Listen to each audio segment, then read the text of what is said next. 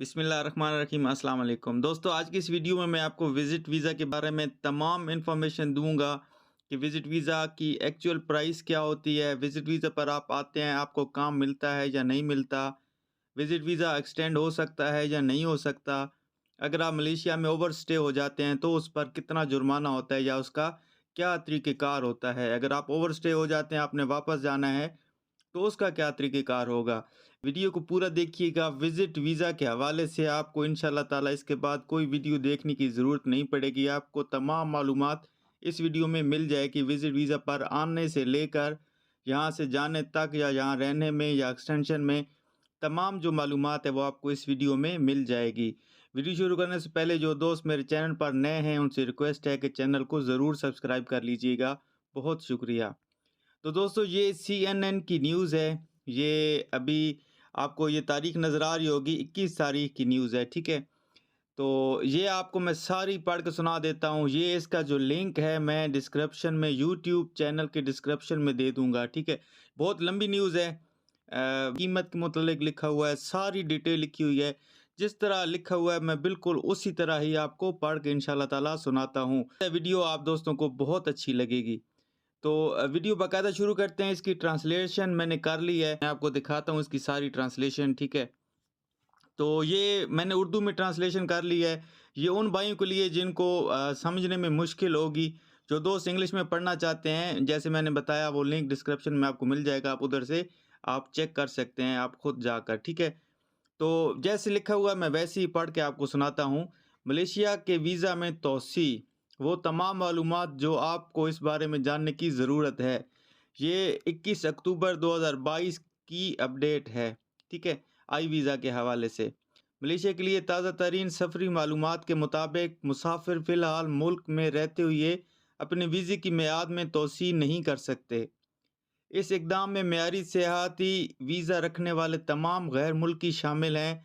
वाहिद दूसरा ऑप्शन ये है कि मलेशिया के नए वीज़ा के लिए दरख्वास्त दें। इस मज़मून में मज़ीद आगे ये लिखा हुआ है, अगर आप मलेशिया में मज़ीद रहना चाहते हैं तो आपको मुल्क छोड़कर मलेशिया के नए वीज़ा के लिए दरख्वास्त देना होगी।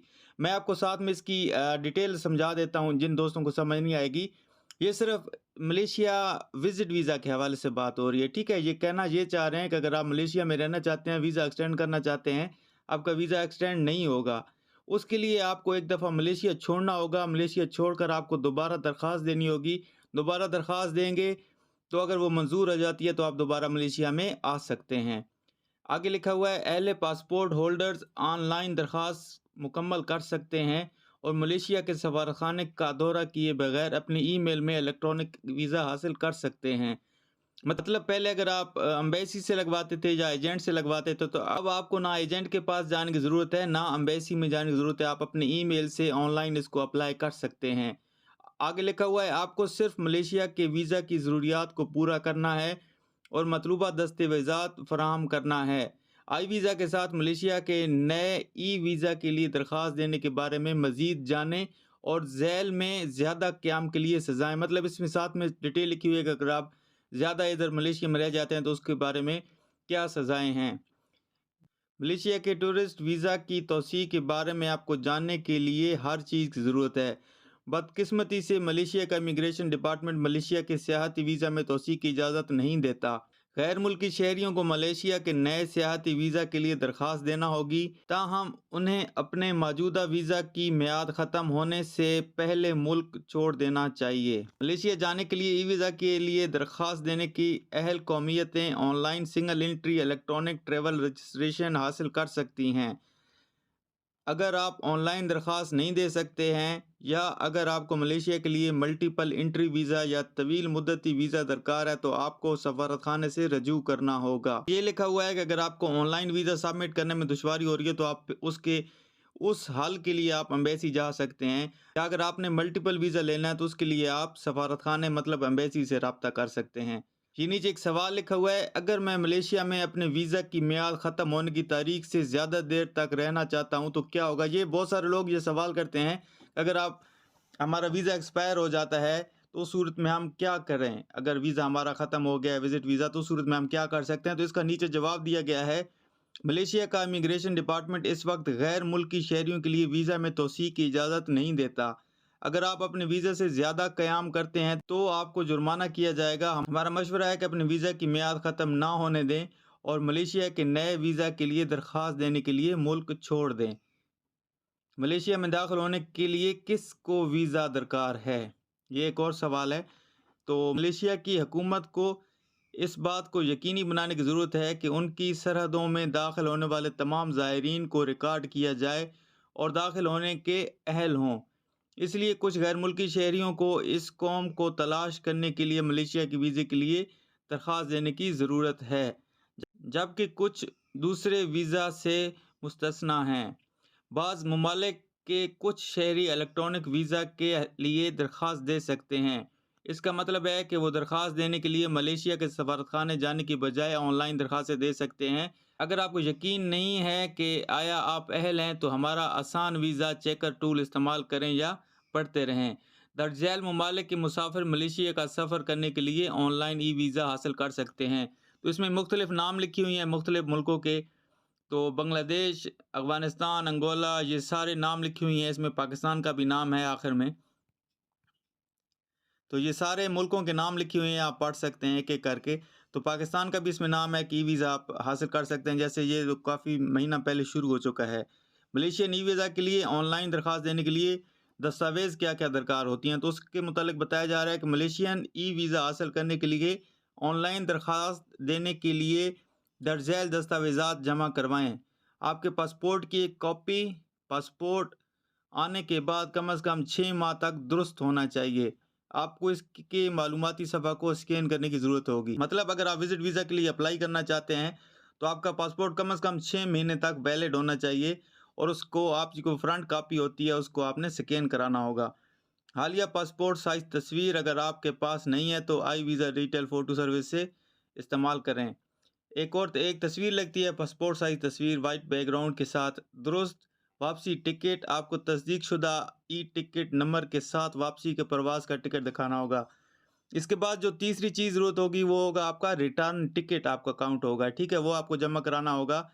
अगर आप ई वीज़ा के लिए अप्लाई कर रहे हैं तो आपको रिटर्न एयर टिकट दिखाना होगा जो करेक्ट होना चाहिए। उसके बाद रिहाइश का सबूत, मिसाल के तौर पर होटल की बुकिंग या दावतनामा। तो उसके बाद आपको जो चाहिए वो ये होगा कि अगर आप विज़िट के लिए जा रहे हैं तो आपको वहाँ होटल की बुकिंग होनी चाहिए आपकी, या किसी ऐसी जगह, मतलब अगर आपको कोई दोस्त, यार या कोई मतलब आपका रिश्तेदार रहता है तो उसकी वो बाकायदा दावतनामा होना चाहिए उसके आपके पास उसका। उसके बाद दुरुस्त ईमेल एड्रेस आपके पास होना चाहिए। ये आपकी मंजूरशुदा दस्तावेज़ हासिल करने के लिए ज़रूरी है। अदायगी के तरीके क्या होंगे? वीज़ा फ़ीस की अदायगी के लिए क्रेडिट या डेबिट कार्ड आप इस्तेमाल, अगर आप ऑनलाइन वीज़ा ले रहे हैं तो आप उसके लिए क्रेडिट कार्ड या डेबिट कार्ड इस्तेमाल कर सकते हैं। अगर नाबालिग हैं तो उनके लिए पैदाइश का सर्टिफ़िकेट अगर काबिल इतलाक़ हो, कवर लेटर अगर काबिल इतलाक़ हो, मलेशिया के ई वीज़ा के अखराजात और प्रोसेसिंग के औकात, ये सारी डिटेल लिखी हुई है कि उसका ख़र्चा कितना होता है और उसके प्रोसेसिंग का टाइम कितना लगता है। कीमत की बुनियाद पर और कितनी जल्दी आपको दस्तावेज़ की ज़रूरत है। आपके पास प्रोसेसिंग के वक्त के लिए 3 इख्तियारात हैं। मतलब आपके पास 3 ऑप्शन होती हैं अगर आप ई वीज़ा अप्लाई करते हैं। जो नॉर्मल होती है वो 6 दिन की टाइमिंग होती है और उसकी कुल लागत जो होती है वो $83.99 होती है। ये मैंने कैलकुलेट किया है आज के रेट के हिसाब से। ये देखें $83 के हिसाब से 18,371 रुपए विजिट वीज़ा के बनते हैं, जो नॉर्मल वीज़ा होता है 6 दिन में जो मिलता है आपको, ठीक है? तो आप ऐसे हिसाब लगा लें कि आपको कितने का वीज़ा पड़ता है और आपको वीज़ा मिल कितने का रहा होता है। ये 6 दिन का नॉर्मल प्रोसेस का टाइम है। अगर आप मज़ीद जल्दी लेना चाहते हैं, 4 दिनों में लेना चाहते हैं, तो वो 133.99 रिंगिट होंगे डॉलर होंगे। अगर आपने मज़ीद उससे भी जल्दी लेना है, 2 दिन में लेना है, तो उसके जो खर्चा होगा वो $165.99 होगा।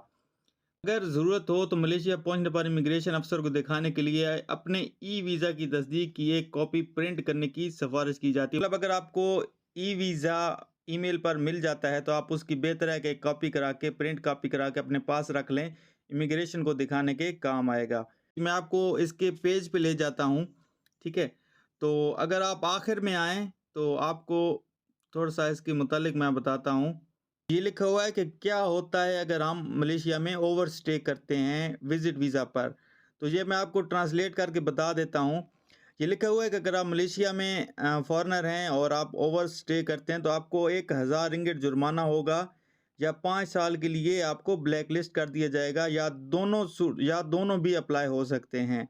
तो जो दोस्त सवाल करते हैं कि अगर हम ओवरस्टे हो जाते हैं तो उसका क्या क्या उसका होता है, तो ये 1000 रिंगिट जुर्माना होता है जो 214 रिंगिट डॉलर बनते हैं, ठीक है?